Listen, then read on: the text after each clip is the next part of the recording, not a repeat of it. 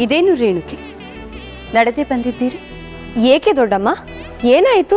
ಹೇಳಿದ್ದರೆ ರಥವನ್ನು ಕಳುಹಿಸುತ್ತಿರಲಿಲ್ಲವೇ? ಸರ್ವಾಭರಣವನ್ನು ತೊಟ್ಟು ಪಟ್ಟೆ ಪೀತಾಂಬರವನ್ನುಟ್ಟು ಬರುತ್ತೀಯಾ ಎನ್ನುವ ನಿರೀಕ್ಷೆಯಲ್ಲಿದ್ದರೆ ನೀನು ನೋಡಿದರೆ ಹೀಗೆ ಸಾಮಾನ್ಯಳಂತೆ ನಿರಾಭರಣವಾಗಿ ಬಂದಿದ್ದೀಯಲ್ಲ. ದೊಡ್ಡಮ್ಮ, ನಾನೀಗ ಯುವರಾಣಿ ಅಲ್ಲ ಎನ್ನುವುದನ್ನು ಮರೆತಿರೆ ನಾನು ನನ್ನ ಸತಿ ಧರ್ಮವನ್ನು ಪಾಲಿಸುತ್ತಿದ್ದೇನೆ ಅಷ್ಟೇ.